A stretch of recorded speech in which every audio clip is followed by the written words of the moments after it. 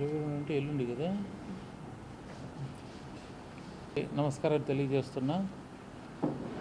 ప్రకాశం జిల్లాలో ప్రభుత్వం నిర్దేశించినటువంటి మార్గదర్శకాల ప్రకారం కోవిడ్ యాక్టివిటీస్ అన్నిటిని కూడా ఇంప్లిమెంట్ చేస్తున్నాం.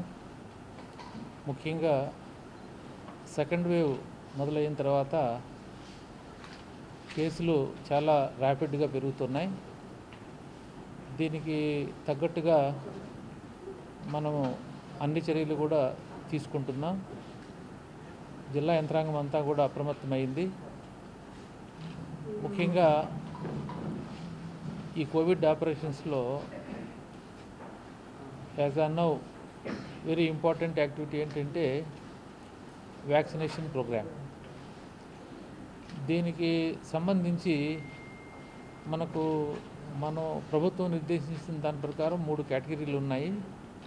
మొదటిదేమో హెల్త్ కేర్ వర్కర్స్, రెండోదేమో ఫ్రంట్ లైన్లో పనిచేసినటువంటి వర్కర్స్, 3 ప్రయారిటైజ్డ్ జనరల్ పాపులేషన్. ఈ ప్రకారం చూసినప్పుడు ముందుగా హెల్త్ కేర్ వర్కర్స్ అందరికీ ఫస్ట్ డోస్ సెకండ్ డోస్ దాదాపు 40,000 మందికి పూర్తి చేశాం. కోవిడ్లో ఇంపార్టెంట్ క్రిటికల్ రోల్ ప్లే చేసేది హెల్త్ కేర్ వర్కర్సే కాబట్టి వాళ్ళందరికీ కూడా వ్యాక్సినేషన్ వేసేస్తే వాళ్ళు సురక్షితంగా ఉంటారు. వాళ్ళ సేవలు ప్రజలకి అందజేయడానికి వీలవుతుంది. ఇక రెండో కేటగిరీ అయినటువంటి ఫ్రంట్ లైన్ వర్కర్స్లో police department, revenue department, Panchayati Raj department, municipal administration department, ఈ 4 డిపార్ట్మెంట్కి సంబంధించి పనిచేసే వాళ్ళందరినీ రిజిస్ట్రేషన్ చేశాం. అయితే దీంట్లో రెవెన్యూ పరంగా, పోలీస్ పరంగా, పంచాయతీరాజ్ పరంగా చూసినప్పుడు చాలా వరకు 80% వరకు వ్యాక్సినేషన్ అయిపోయింది. ఈరోజు కూడా జరుగుతోంది. ఒక మున్సిపల్ అడ్మినిస్ట్రేషన్లో శానిటేషన్ వర్కర్సు లేదా వాలంటీర్సు కొద్దిగా వాళ్ళు ముందుకు పోవడం వల్ల అక్కడ కాస్త వెనక ఉంది. మున్సిపల్ కమిషనర్స్కి అందరికీ స్ట్రిక్ట్గా ఇన్స్ట్రక్షన్స్ ఇచ్చాం. ఈరోజు ఇంకా ఎవరైనా సరే ఫస్ట్ డోస్కు డ్యూ ఉంటే వాళ్ళందరినీ సాయంత్రం లోపల వేసే విధంగా చర్యలు తీసుకుంటున్నాం. ఏదేమైనప్పటికీ ఈరోజు సాయంత్రానికి ఈ హెల్త్ కేర్ వర్కర్స్ విషయంలో కానీ, ఫ్రంట్ లైన్ వర్కర్స్ విషయంలో కానీ వ్యాక్సినేషన్ వేయడానికి యోగ్యత ఉన్నటువంటి అందరికీ కూడా వ్యాక్సినేషన్ విధంగా యంత్రాంగాన్ని అప్రమత్తం చేసాం, జరుగుతుంది. ఎవరికైతే కాంట్రా ఇండికేషన్స్ ఉంటాయో డాక్టర్స్ పరీక్ష చేసి వాళ్ళకి మాత్రం వ్యాక్సినేషన్ ఆపేస్తున్నాం. అంటే వాళ్ళకి వ్యాక్సినేషన్ చేస్తే ఇబ్బంది అవుతున్నటువంటి కారణం దృష్ట్యా. ఇకపోతే జనరల్ పాపులేషన్ పరంగా చూసినప్పుడు 45 సంవత్సరాలు పైబడినటువంటి వారందరికీ కూడా మనం వ్యాక్సినేషన్ వేయాలి.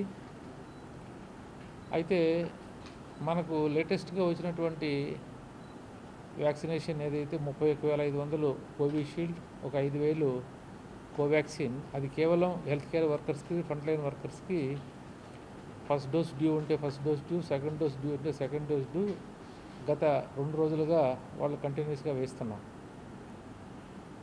ఇప్పుడు రేపు గురువారం అంటే 22వ తారీఖున మనం జనరల్ పాపులేషన్తో సహా అందరికి కూడా మళ్ళా ఎక్కడైతే ఇప్పుడు సెషన్ సైట్స్ మనం ఆర్గనైజ్ చేసామో వాటిల్లో ఓన్లీ సెకండ్ డోస్ కంటిన్యూ చేస్తాం.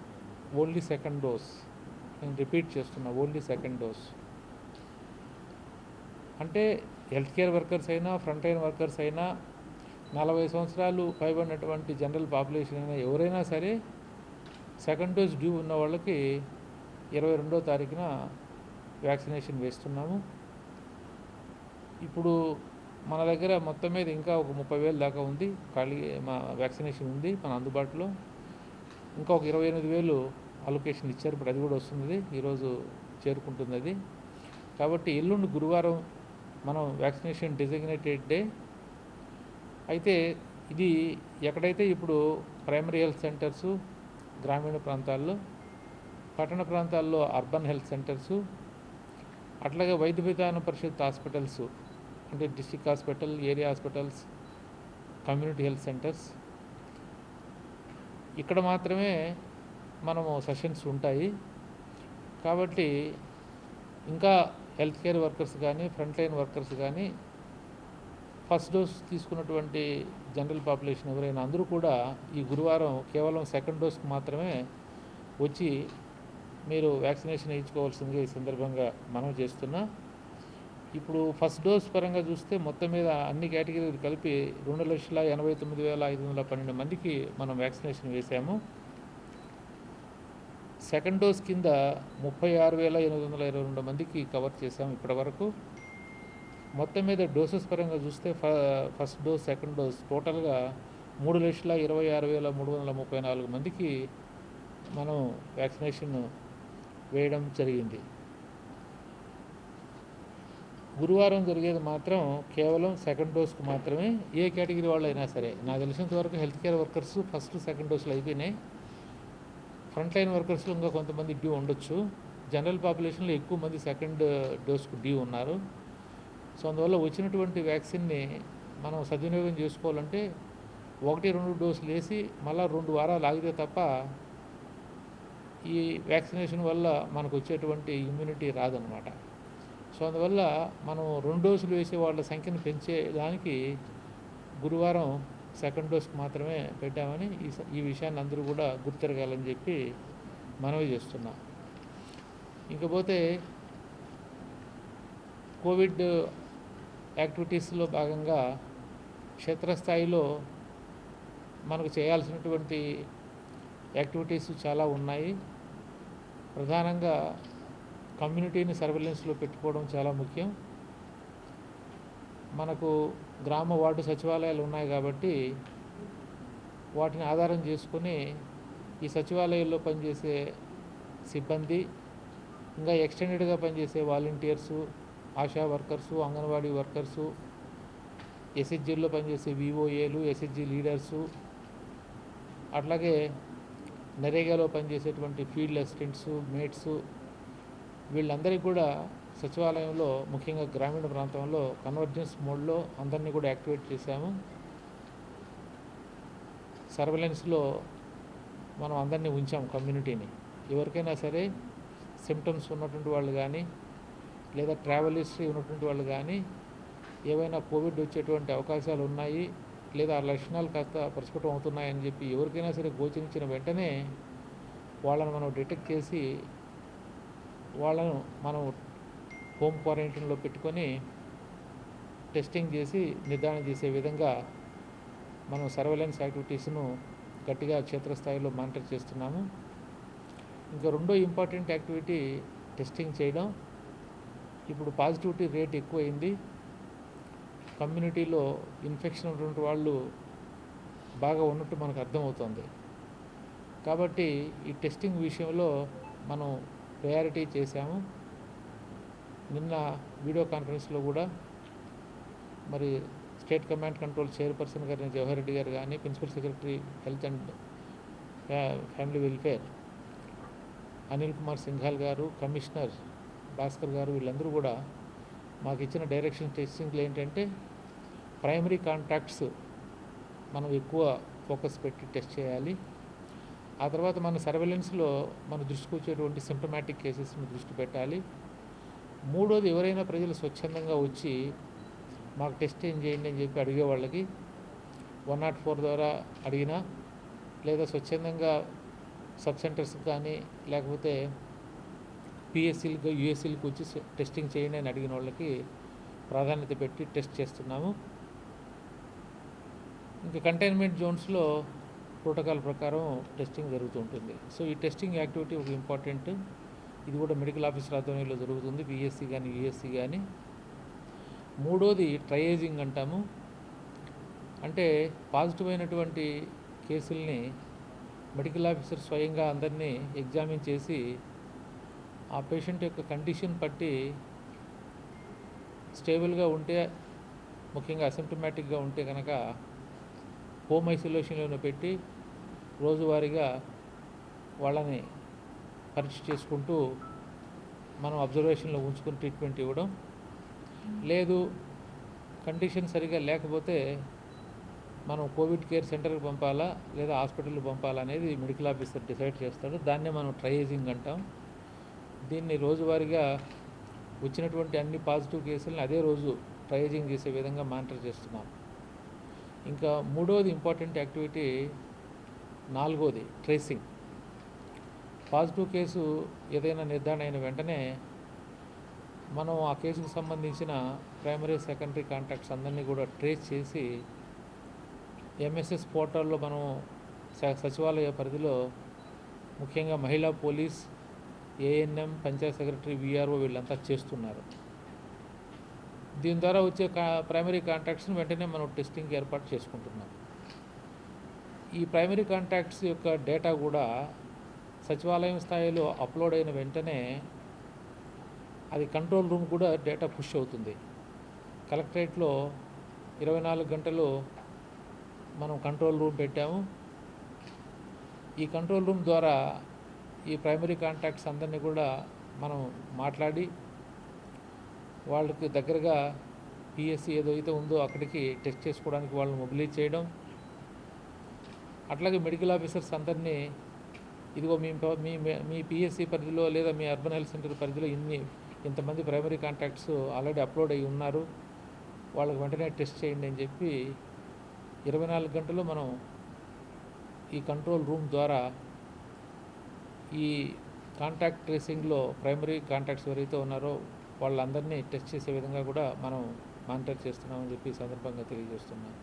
సో అందువల్ల ట్రేసింగ్, టెస్టింగ్ అనేది చాలా ఇంపార్టెంట్ ఫీల్డ్ యాక్టివిటీ. దీని తర్వాత ఇంకా ప్రజల్ని మీ ద్వారా ఇంకా ముఖాముఖిగా ఇంకా రకరకాల లిటరేచర్ ద్వారా ఈ కరోనా జాగ్రత్తల పట్ల ప్రజలను అప్రమత్తం చేస్తున్నాం. అప్రాపరేట్ కోవిడ్ బిహేవియర్ అంటే మాస్క్ వేసుకోవడం, భౌతిక దూరం పాటించడం, తరచుగా శానిటైజర్ ఉపయోగించి చేతులు శుభ్రం చేసుకోవడం, సోషల్ ఫంక్షన్స్ జరుపుకోవాల్సినటువంటి పరిస్థితి అనివార్యమైతే లిమిటెడ్గా చేసుకోవడం, రిలీజియస్ ఫంక్షన్స్ అన్నీ కూడా అవాయిడ్ చేయడం, అవసరమైతే తప్ప బయటికి రాకుండా ఇంట్లోనే ఉండే విధంగా, ఎక్కడైనా సరే షాప్సు, ఎస్టాబ్లిష్మెంట్సు, రెస్టారెంట్సు, ఎంటర్టైన్మెంట్ ప్లేసెస్ ఇట్లాంటివన్నీ కూడా మరి కోవిడ్ నామ్స్ పాటించి నడిపే విధంగా మనం ఒక మెకానిజాన్ని ఏర్పాటు చేసాం. గ్రామీణ ప్రాంతాల్లో అయితే సచివాలయం, సెక్రటరీ, విఆర్ఓ, ఏఎన్ఎం, మహిళా police, welfare and education assistant, అట్లాగే మున్సిపాలిటీస్లో కూడా, అర్బన్ లోకల్ బాడీస్లో కూడా సచివాలయ వ్యవస్థలో ఉన్నటువంటి సిమిలర్ ఫంక్షనరీస్, మున్సిపల్ కమిషనర్ ఆధ్వర్యంలో, మండలాల్లో ఎంఆర్ఓ, ఎంపీడీఓ, పోలీస్ ఆఫీసర్స్ ఆధ్వర్యంలో ఈ అప్రాపరియేట్ కోవిడ్ బిహేవియర్ని ప్రజల్లో ఇన్కల్కేట్ చేయడానికి ముమ్మరంగా డ్రైవ్ ఇస్తున్నాము. మీరంతా చూస్తూనే ఉన్నారు. మండలాల్లో పనిచేసే అధికారులు అట్లాగే పోలీస్ ఆఫీసర్తో సహా అందరూ క్షేత్రస్థాయిలో ప్రజలందరినీ కూడా అప్రమత్తం చేస్తున్నాం. ఇటీవల కాలంలో 20వ తారీఖున ఒక జీవో కూడా వచ్చింది 161. దాని ప్రకారం మాస్క్ వేసుకోకపోతే 100 రూపాయలు పెనాల్టీ ఇంపోజ్ చేయాలని పబ్లిక్ ప్లేసెస్లో. సో ఈ రకంగా మనము ఈ అప్రాపరియేట్ కోవిడ్ బిహేవియర్ లేదా ఐఈసీ యాక్టివిటీస్ వీటిని ముమ్మరంగా కంటిన్యూస్గా క్షేత్రస్థాయిలో జరుగుతూ ఉన్నాయి. ఇక కంటైన్మెంట్ జోన్స్ ఎక్కడైతే మనం డిక్లేర్ చేస్తున్నామో అక్కడ ఈ కంటైన్మెంట్ ఆపరేషన్స్ ఫోకస్గా ఇంప్లిమెంట్ చేసే విధంగా కూడా మండల స్థాయిలో యంత్రాంగం, tahsildar, police officer, medical officer, వీళ్ళు కోర్ ఆఫీసర్స్, సెక్రటరియట్లో పనిచేసే సిబ్బంది ద్వారా ఈ కంటైన్మెంట్ జోన్స్లో ఏవైతే మనం మెజర్స్ అన్నీ ఇంప్లిమెంట్ చేయాలో ఇవన్నీ చేస్తున్నాం. సో ఇట్లా ఇప్పుడు నేను చెప్పినటువంటి ఈ విషయాలన్నీ కూడా సర్వేలెన్స్ కానీ, టెస్టింగ్ కానీ, ట్రేసింగ్ కానీ, ట్రయేజింగ్ కానీ, తర్వాత ఐఈసీ యాక్టివిటీస్ లేదా కోవిడ్ బిహేవియర్ కానీ, కంటైన్మెంట్ ఆపరేషన్స్ కానీ, ఇవి క్షేత్రస్థాయిలో జరిగే కార్యకలాపాలు. మానిటర్ చేయడానికి జిల్లాలో 18 మంది స్పెషల్ ఆఫీసర్ని వేశాము. ఒక్కొక్కరికి 3 లేదా 4 మండలాలు ఇంక్లూడింగ్ అర్బన్ ఏరియాస్ అప్పచెప్పి కాన్స్టెంట్గా మండల్ లెవెల్ ఆఫీసర్స్తో, మెడికల్ ఆఫీసర్స్తో వాళ్ళు మాట్లాడుతూ క్షేత్రస్థాయిలో యాక్టివిటీ ఎలా జరుగుతుంది అంతా కూడా వాళ్ళు పర్యవేక్షణ చేస్తున్నారు. ఇంకా జిల్లా స్థాయికి వచ్చినప్పుడు మరి హాస్పిటల్ ప్రిపేర్నెస్ అనేది ఒక ఇంపార్టెంట్ కంపోనెంటు. క్షేత్రస్థాయిలో మనం చేసే కార్యక్రమాల వల్ల ఎవరైనా సరే పేషెంట్స్ పాజిటివ్ అయిన వాళ్ళు క్రిటికల్ స్టేజ్లోకి వచ్చినప్పుడు వాళ్ళని మనం అర్లీగా హాస్పిటల్కి తీసుకొచ్చి ట్రీట్మెంట్ ఇవ్వాలి. సో ఆ లాజిస్టిక్స్ కూడా మధ్యలో ఉంటాయి. ఈ రకంగా హాస్పిటల్ ప్రిపేర్నెస్లో భాగంగా మనము గవర్నమెంట్ హాస్పిటల్ మరి జిల్లా హెడ్ క్వార్టర్స్లో ఉంది. దాన్ని ఫుల్ ఫ్లెడ్జ్డ్గా దాదాపు 1100 బెడ్స్ ఏర్పాటు చేశాము. దాంతోపాటు వైద్య విధాన పరిషత్ హాస్పిటల్స్ అన్నీ కూడా ఎన్ని బెడ్లు మనం ఏర్పాటు చేయడానికి వీలైతే అన్ని బెడ్లు ఏర్పాటు చేశాము. ప్రధానంగా జిల్లా hospital Markapuram, area hospitals Kandukur, Chirala, ఆ తర్వాత 11 ప్రైవేట్ హాస్పిటల్స్ కూడా మనం నోటిఫై చేశాం.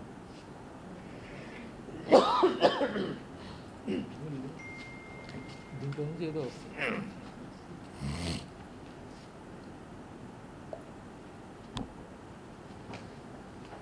ఈ ప్రైవేటు 11 హాస్పిటల్కి ఒక నోడల్ ఆఫీసర్ని అపాయింట్ చేశాము.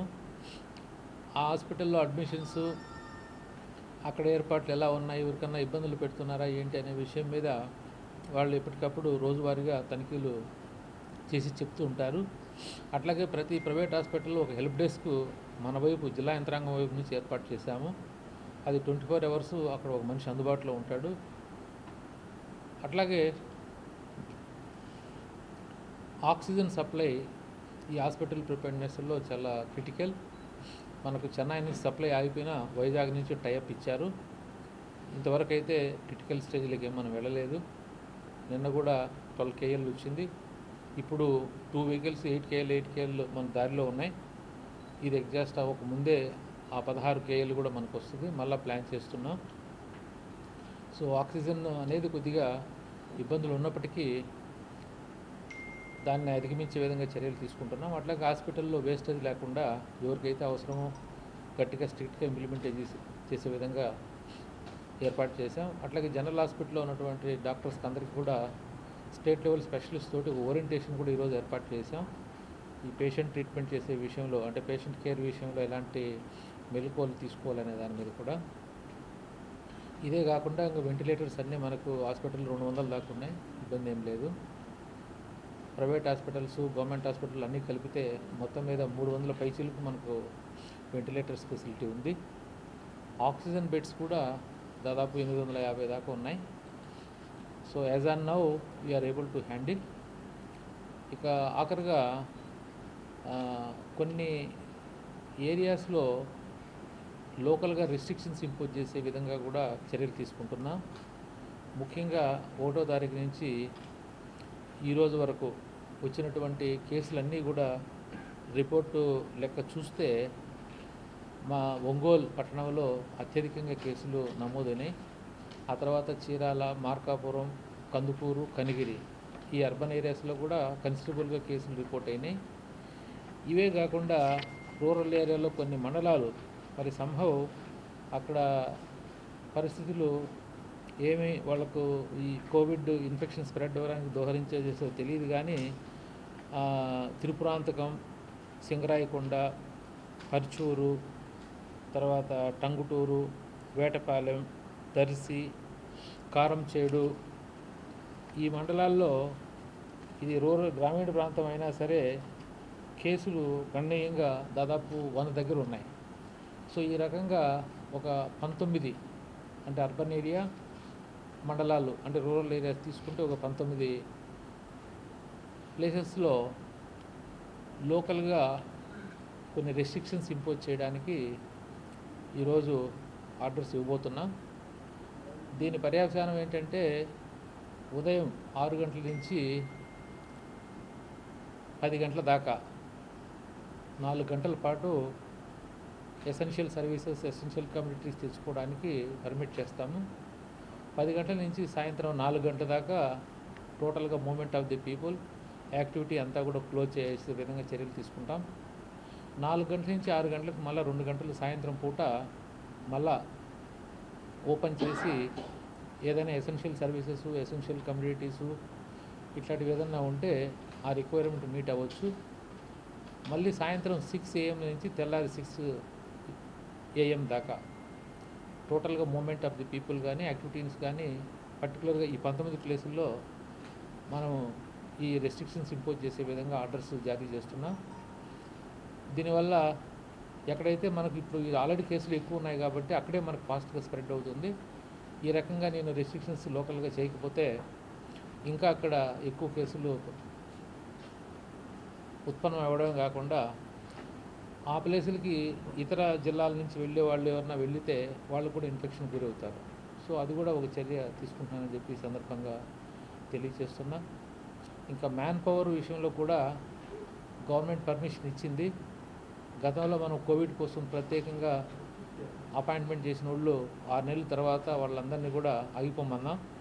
మళ్ళీ గవర్నమెంట్ కోవిడ్ కోసమే నియమించిన వాళ్ళందరినీ కూడా ముందుగా 3 నెలలు ఎక్స్టెన్షన్ ఇచ్చారు. ఏప్రిల్ 1 నుంచి అందరినీ కూడా మళ్ళా జాయిన్ అవ్వమని చెప్పి వాళ్ళందరికీ ఇన్ఫర్మేషన్ ఇవ్వడం జరిగింది. అట్లా మనం దాదాపు 750 మంది దాకా మనం జాయిన్ అవ్వండి అని చెప్పి వాళ్ళకి ఇన్ఫర్మేషన్ ఇస్తే ఇప్పటివరకు 500 మంది మాత్రమే రిపోర్ట్ చేశారు. ఇంకా కొన్ని గ్యాప్ ఉన్నాయి. ఆ గ్యాప్ ఉన్నటువంటి వేకెన్సీస్ని కూడా మనం ఫిల్ చేసుకునే విధంగా చర్యలు తీసుకుంటున్నాం. రాబోయే 2-3 రోజుల్లో ఈ 200 పైచీలకు కూడా స్పెషలిస్టులు కానీ, జనరల్ డ్యూటీ మెడికల్ ఆఫీసర్స్ కానీ, స్టాఫ్ నర్సులు కానీ, ప్రధానంగా వీళ్ళే అవసరం. ల్యాబ్ టెక్నీషియన్స్, ఇట్లాంటి data entry operators, sanitation workers ఇట్లా అన్నీ ఉన్నారు. ఇప్పుడు మళ్ళీ సర్జ్ వచ్చింది కాబట్టి ఈ మ్యాన్ పవర్ అదనంగా నియమించే విధంగా కూడా చర్యలు తీసుకుంటున్నాం. సో ఈ రకంగా మన జిల్లాలో కోవిడ్ పరంగా తీసుకోవాల్సినటువంటి అన్ని చర్యలు అంటే 5 రకాలుగా దీంట్లో మనకు కనిపిస్తాయి చూస్తే.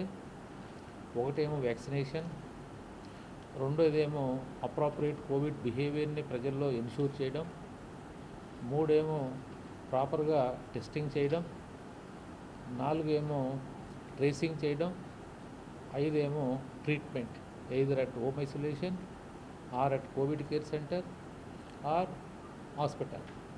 కోవిడ్ కేర్ సెంటర్స్ ఎస్టాబ్లిష్ చేయడానికి కొంత టైం పడుతుంది. అవి దశల వారీగా ఇంప్రూవ్ చేసుకుంటూ వెళ్తాం. ఒక 3000 బెడ్ల వరకు ఏర్పాటు చేసే విధంగా చర్యలు తీసుకుంటున్నాం. ఇమీడియట్గా 1000 బెడ్లు ఏర్పాటు అయ్యే విధంగా ఒక 3-4 రోజుల్లో ఏర్పాటు చేస్తున్నాం.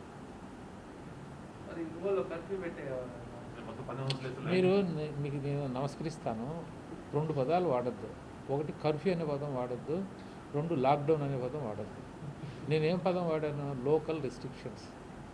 సో నేను కాన్షియస్గా మాట్లాడినా. దయచేసి అదే పదం వాడితే అంతే. స్థానికంగా కొన్ని అంశాలు పార్టీలనే కదా అక్కడ. లేకపోతే ఇప్పుడు చూడు, 4వ తారీఖు నుంచి, నేను 1వ తారీఖు నుంచి కూడా కాదు, 4వ తారీఖు నుంచి ఈ రోజు వరకు ఒంగోలులో 1165 పాజిటివ్ కేసులు రిపోర్ట్ అయినాయి. మార్కాపూర్ అర్బన్లో 266, ఒంగోలు రూరల్, ఈసారి నేను ఫస్ట్ టైం ఆశ్చర్యపోయినా, రూరల్లో 200 కేసులు వచ్చినాయి, 202 కేసులు. నేను 4వ తారీఖు నుంచి లెక్క వేసా. ఇంకా 1, 2, 3, 4 కూడా కొన్ని ఉంటాయి. ఇట్లా చీరాలు చూస్తే 171, రూరల్లో కూడా దాదాపు ఒక 80 కేసులు ఉన్నాయి. వేటపాలెం అది మీకు ఒక బౌల్లాగా ఉంటుంది. చీరాల, అర్బన్, రూరల్, వేటపాలెం కలిపితే కాన్స్టిట్యూన్సీ చిన్నగా మొత్తం 3 కలిపాను అనుకోండి. Chirala urban, Chirala rural, Vetapalem. మొరాల్లెస్ అది మీకు తెలుసు, అది ఎంత ఒక పెద్ద టౌన్షిప్ లాగా ఉంటుంది అంతా. ఆడన్నీ కలిపితే మీకు 300-350 కేసులు వచ్చినాయి. సో అందువల్ల నేనేం చేస్తున్నానంటే ఇట్లాంటి ఈ ప్లేస్లో ఇప్పుడు నేను మెన్షన్ చేసే ప్లేస్లే. సింగరాయకొండలో 96, కందుకూరు అర్బన్లో 127, పరుచూరులో పరుచూరు అదే మేజర్ గ్రామ పంచాయతీ 94, ఇట్లా నాగులుప్పాడు పక్కనే ఉంది 84, టంగుటూరులో కూడా 79. ఇట్లా ఏం చేశానంటే ఒక 19 అర్బన్ ఏరియాస్ తీసుకొని, లేదా మండలం ఎంటైర్ రూరల్ తీసుకుంటే అట్లా ఒక 19 మనం ఈ లోకల్ రెస్ట్రిక్షన్స్ పెట్టుకుంటాం. సో ఉదయం ఒక 4 గంటలు, మధ్యాహ్నం 2 గంటలు జనాలకు వదిలిపెడతాం. వాళ్ళు ఏదైనా అవసరాలు ఉంటే తీర్చుకొని, మిగతాది నేను మూమెంట్ రిస్ట్రిక్ట్ చేయకపోతే ఇష్టం వచ్చినట్టు తిరిగేస్తున్నారు, ముఖ్యంగా ఒంగోలులో. ఎలా ఇంకా నేను చేయాలి? ఇంకా అటువంటిప్పుడు ఇంకా ఇప్పుడు ఈరోజు ఆర్డర్స్ ఇచ్చి రేపు మీటింగ్ వేసి ఈ పర్టికులర్ మండలం నుంచే పోలీసు, రెవెన్యూ అందరిని పిలిపించుకొని వాళ్ళని సెర్చ్ చేస్తారు. మిగతా దగ్గర తక్కువ ఉన్నాయి. కనీసం ఇక్కడ నేను రెస్ట్రిక్ట్ చేస్తే ఆ మెసేజ్ మిగతా దానికి వెళ్తారు కదా. ఇప్పుడు ఉదాహరణకి పెద్ద చెరువులోపల్లి పీసీపల్లి చూడండి, చాలా సేఫ్గా ఉంది. అక్కడ మూల 3 కేసులు ఇంతవరకు రిపోర్టెడ్. తర్వాత కొమరోలు 5 కేసులు, అర్ధవీడు 5, ఓలేటి వారిపాలెం 9. ఇవన్నీ సేఫ్గా ఉన్నాయి. 10, 11, 20, 30, 40 అట్లా వచ్చి ఉన్నాయి. సో ఇక్కడ నేను కొద్దిగా యాక్టివిటీ చేస్తే మిగతా దగ్గర ఈ రెస్ట్రిక్షన్స్ లేకపోయినా ఇక్కడ జరుగుతుందని ఒక మెసేజ్ వెళ్ళి అక్కడ కూడా అప్రమత్తం చేస్తాం. అక్కడ గట్టిగా చేస్తున్నాం. ఇప్పుడు ఇంకా ఉధృతం చేస్తాం ఈ వారం అంతా పోను. సో నేను చెప్పొచ్చేది ఏంటంటే, ఈ కోవిడ్ బిహేవియర్ పాయింట్ ఆఫ్ వ్యూలో ప్రజలందరూ అప్రమత్తం లేకపోతే యంత్రాంగానికి కూడా ఒక మేరకే కదా శక్తి ఉంటుంది. నాకు కూడా నాకేమీ అతీంద్రియ శక్తులు ఏమి లేవు కదా. విఠలాచార్య సినిమాలో లాగా మంత్రదండం పెట్టుకొని అందరికీ నయం అయిపోవాలని నేను అనలేను. సో అందువల్ల దీంట్లో చాలా మేనేజ్మెంట్ లెవెల్స్ ఉంటాయి. సో ఫీల్డ్ లెవెల్లో నేను చెప్పిన యాక్టివిటీస్ అన్నీ చేసుకుంటా. ఇక్కడ అల్టిమేట్ ఆబ్జెక్ట్ ఏంటంటే, కేసు ఏదైనా సరే క్రిటికల్ స్టేజ్కి వస్తే అది హాస్పిటల్కి అర్లీగా ప్రజెంట్ చేయడం. ఇది కరోనాలో ఒక ఇంపార్టెంట్ బెంచ్ మార్క్. కేసు అర్లీగా హాస్పిటల్ ప్రజెంట్ అయితే 100% నేను చెబుతున్నా, ఏదైనా వాళ్ళకి కోమార్బిడ్ కండిషన్లో వైటల్ ఆర్గాన్ ఏదన్నా ఇబ్బంది, దట్టు ఓన్లీ లంగ్స్ సంబంధించి ఏదైనా ఇబ్బంది ఉంటే తప్ప వాళ్ళకి ఏం కాదు. ఆ రకంగా మీరే ప్రత్యక్షంగా చూశారు. జనరల్ హాస్పిటల్లో నుంచి ఎంతోమంది 70 సంవత్సరాలు పైబడినటువంటి వృద్ధులంతా కూడా ట్రీట్మెంట్ తీసుకొని చక్కగా బయటికి వెళ్ళారు. సో అందువల్ల నేను చెప్పొచ్చేది ఏంటంటే, ప్రజలు కూడా ఈ స్ప్రెడ్ని అరికట్టకపోతే, నేను టెస్ట్ కూడా లిమిటెడ్గానే చేయగలుగుతాను కదా. ఈ రోజున 4 ఆర్టీపీసీఆర్ మెషిన్స్ నా దగ్గర ఉన్నాయి. నేను అంటే ఒక్కొక్క వీటీఎం వారిగా నేను చేస్తే నా కెపాసిటీ 2500. కానీ ఇప్పుడు శాంపిల్ పూలింగ్ చేస్తున్నాం. 5 పెడుతున్నాం అనమాట. అంటే ఒక ట్యూబ్లో 5 శాంపిల్స్ కలిపి చేస్తున్నాం. సో దానివల్ల ఈరోజు నేను దాదాపు 4000, 5000 మధ్య చేయగలుగుతున్నాను టెస్టింగ్. సో అదే నా కెపాసిటీ. అదే కొద్దిగా ఇన్ఫెక్షన్ వల్ల తగ్గుముఖం పట్టింది అనుకోండి, 5 బదులు 10 వేస్తాను శాంపిల్ పూల్లో. అప్పుడు నేను 6000 పైన చేయగలుగుతాను. 6000, 7000 మధ్యలో చేయగలుగుతాము. సో అందువల్ల ఇప్పుడు ఏంటంటే పాజిటివిటీ రేట్ ఎక్కువ ఉంది కాబట్టి, ఇప్పుడు ఒకవేళ నేను పూల్ చేస్తే అట్లా సపోజ్ అన్ని దాంట్లో పాజిటివ్ వచ్చింది అనుకో, మళ్ళీ 5 మందికి ఇండివిజువల్గా చేయాలి. సైకిల్స్ పెరుగుతాయి అన్నమాట. సో ఇట్లా దీంట్లో మీరంతా చాలా విషయాలు కొంత విమర్శనాత్మకంగా వస్తుంటే రావాలి కూడా, నేను కాదనట్లే. బట్ మా వైపు నుంచి మాకు ఉన్నటువంటి కన్స్ట్రైంట్స్, లిమిటేషన్స్ కూడా మీరు అర్థం చేసుకుంటారనే ఉద్దేశంతో ఇవన్నీ చెప్తున్నా. సో అందువల్ల టెస్టింగ్లో మనకు ఈ లాజిస్టిక్స్ అన్నీ ఉంటాయి. శాంపిల్స్ ఫీల్డ్ లెవెల్లో కలెక్ట్ అవ్వాలా, అదంతా కూడా ఇక్కడికి చేరుకోవాలా, దానికి సంబంధించిన డేటా ఎంట్రీ అంతా కూడా మళ్ళీ చేయాలా. ఆ తర్వాత ఇప్పుడు యాజ్ అన్ నౌ మనం ఒక వీటీఎంలో 5 పెట్టి శాంపిల్ చేస్తున్న దానివల్ల యాజ్ అన్ నౌ 4000, 5000 మధ్య చేయగలుగుతున్నా. సో అందువల్ల మీకు ప్రైమరీ కాంటాక్ట్స్ నేను అందుకే ఇందాక చెప్పింది, సెకండరీ కాంటాక్ట్స్ కూడా నా దృష్టిలో ఇప్పుడు ప్రయారిటీ లేదు. ఎందుకు? రోజుకి 300, 400 మధ్యలో కేసులు వస్తున్నాయి. సో 300, 400 కేసుల మధ్యలో ఉన్నప్పుడు 400 కేసులు లెక్కలకి తీసుకుంటే, యావరేజ్ 5 తీసుకుంటే 4 × 5 అంటే 2000 మంది ప్రైమరీ కాంటాక్ట్స్ ఎవ్రీడేకి వస్తారు. అంటే 400 కేసులు వస్తే 2000, 300 కేసులు వస్తే 1200. ఇట్లా మనకు ప్రైమరీ కాంటాక్ట్సే నాకు వాళ్ళందరిది శాంపిల్ కలెక్ట్ చేసుకొని మన కెపాసిటీకి వాళ్ళకే సరిపోతుంది అన్నమాట. సో అందు గురించి ఇందాక నేను చెప్పేటప్పుడు టెస్టింగ్లో ప్రయారిటైజేషన్లో ప్రైమరీ కాంటాక్ట్స్, రెండోది వచ్చేసి సిమ్టమాటిక్ కేసెస్. మనకు క్లియర్ కట్గా కోవిడ్ లక్షణాలతో వ్యక్తులు మనకు తెలిసిపోయారు, డాక్టర్స్గా తెలిసిపోతుంది వీళ్ళకు కోవిడ్ వచ్చినట్టు ఉంది అని. అట్లా వాటికి మనం వెంటనే చేయాలి. కానీ కొంతమంది సొంతంగా వాళ్ళు కోవిడ్ లక్షణాలు ఉన్నాయని చెప్పి స్వచ్ఛందంగా ముందుకు వచ్చి మాకు టెస్ట్ చేయండి అని వస్తారు. వాళ్ళు కూడా నిజంగా వాళ్ళు ధైర్యంగా వస్తున్నారు కాబట్టి ఎంకరేజ్ చేయాలి వాలంటరీగా వచ్చే టెస్టింగ్ని. దానికి మనం ఈ 3 ప్రయారిటీస్కి ఇప్పుడు నేను టెస్టింగ్లో చేయగలుగుతున్నా. సో మీ ద్వారా ప్రజలుగా ఏమా ఇవాళ అంతా ప్లాన్ చేస్తున్నాము.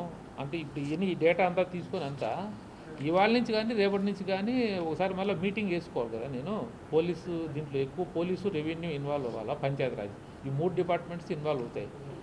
మనకు సెక్రటేరియట్లో వచ్చేటప్పటికి పంచాయత్ సెక్రటరీ, విఆర్ఓ, మహిళా పోలీసు, ఏఎన్ఎం, ఆ తర్వాత వీళ్ళు మనకు అక్కడ ఎన్ఫోర్స్ చేయాలి.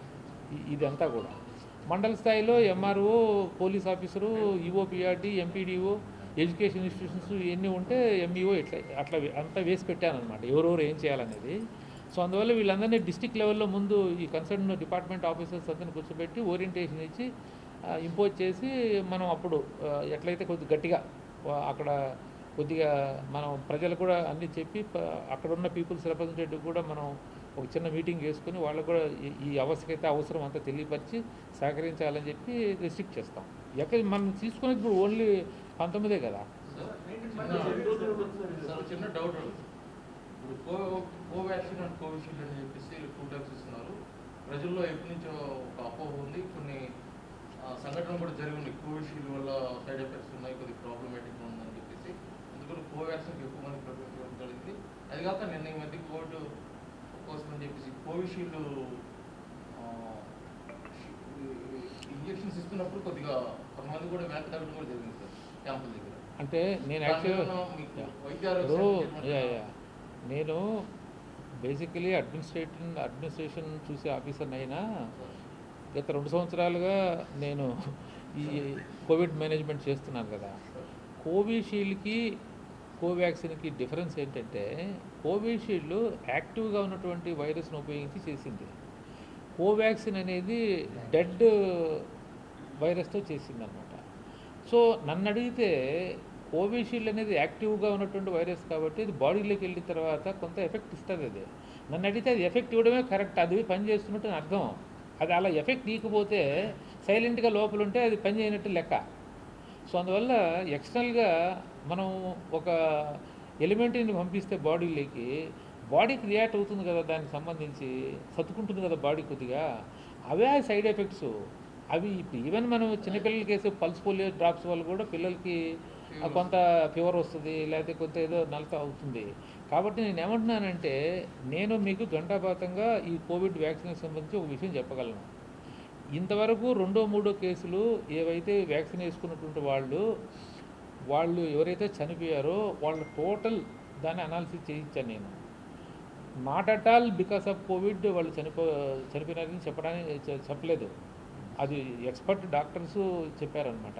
ఇప్పుడు బెస్ట్ ఎగ్జాంపుల్ కేసు, ఇప్పుడు ధనలక్ష్మి అనే అమ్మాయిని బీడీఎస్ ఈ రోజుకు గవర్నమెంట్ తీసుకొని వ్యాక్సినేషన్ తర్వాత ఆ అమ్మాయికి ఏదో ఇబ్బంది అయిందనే ఉద్దేశంతో మేము ఆమె రక్షించడానికి, సేవ్ చేయడానికి కొప్పాల హాస్పిటల్ పంపించి దాదాపు 17 లక్షల బిల్ అయింది.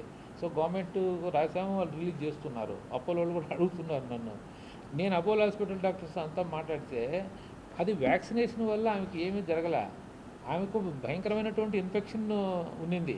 ఆమె యూరినరీ గైనిక్ రిలేటెడ్ సంబంధించి ఆమెకు ఇన్ఫెక్షన్ భయంకరంగా ఉన్నింది. అది కిడ్నీ దాకా ప్రాకింది.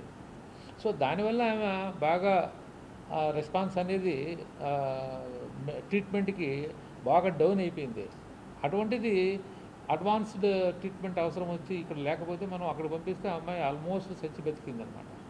సో అది కూడా ఫైనల్గా అపోలో డాక్టర్స్ కానీ మన డాక్టర్స్ కానీ అందరూ తెలిసింది ఏంటంటే that is not because of vaccine.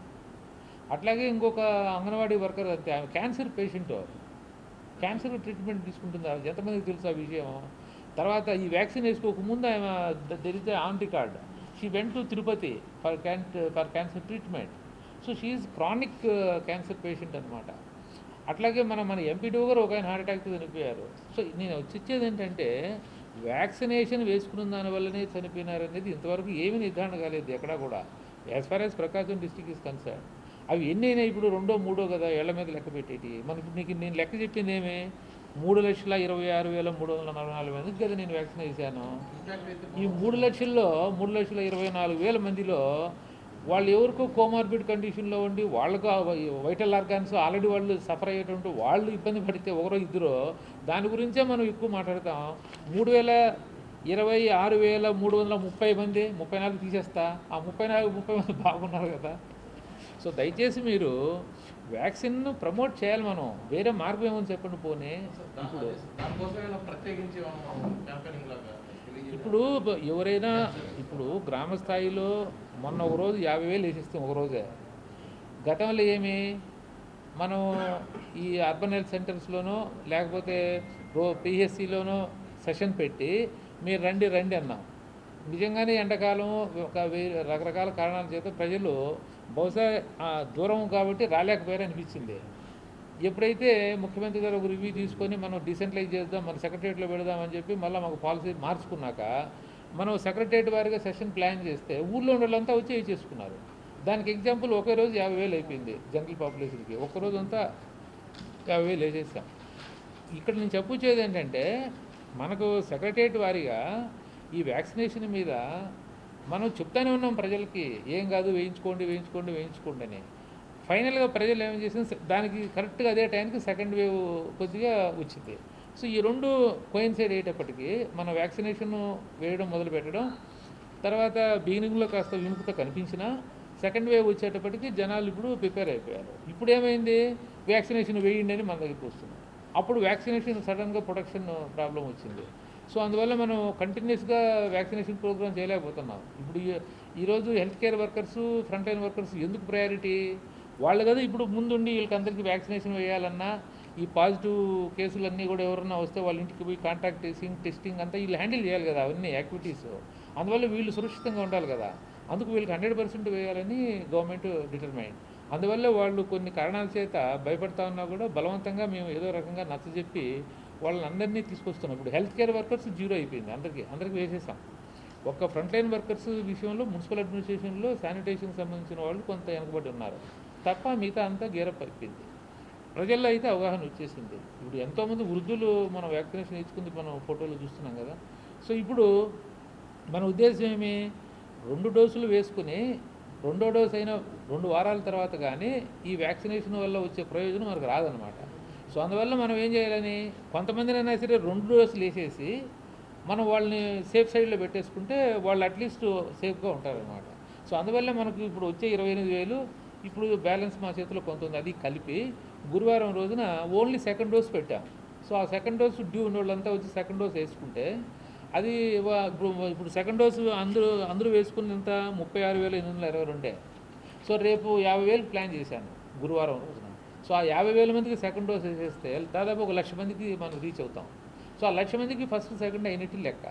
Next వచ్చినప్పుడు మళ్ళీ ఏం చేస్తాం, ఒకవేళ ఎక్కువ వచ్చిందనుకోండి 2 కలుపుతుంటాం. ఇక ఫస్ట్ డోసు డ్యూ ఉంటే వాళ్ళని రమ్మంటాను, లేదు రెండోది కూడా కొద్దిగా తక్కువే వచ్చిందనుకోండి అప్పుడు కూడా ఇంకా మిగిలిపోయిన సెకండ్ డోస్కే కవర్ చేస్తాం. సో ఇట్లా ఈ వ్యాక్సినేషన్ ప్రోగ్రాంలో మనము అప్రోచ్ ఎలా ఉండాలంటే మ్యాక్సిమం బెనిఫిట్ వ్యాక్సినేషన్ వల్ల ఏ రకంగా వస్తుందో ఆ రకంగా పోవాలన్నమాట. అందువల్ల ఈ రకమైనటువంటి చేంజెస్ డెసిషన్ మేకింగ్లో, అంతే తప్ప వేరేది ఏం కాదన్నట్టు. సపోజ్ ఎంతమంది ఉన్నారో అంతమందికి ఫస్ట్ డోస్కి ఎంత, సెకండ్ డోస్కి ఎంత అని లెక్క వేసుకుని ఆ లెక్కను చూస్తే జిల్లాలో మనకు మొత్తం 6 లక్షల మంది అయ్యారు. ఈ 6 లక్షల మందికి 12 లక్షల డోసు నాకు ఒకేసారి ఇచ్చారనుకోండి, నేను కంటిన్యూస్గా ఒక వారము 15 రోజులు పెట్టేసి ఫస్ట్ డోస్ ఉండేవాళ్ళు ఫస్ట్ డోసు, సెకండ్ డోస్ ఉండేవాళ్ళు కంటిన్యూస్ చేసి పడేస్తాం, వాడికి అయిపోతే. బట్ అలా కాదు కదా, ఇది ప్రొడక్షన్ అనేది మన చేతిలో కూడా లేదు కదా, వాళ్ళు కూడా రా మెటీరియల్ డిఫిసిట్ కూడా అంటున్నారు. So there are so many logistics కదా.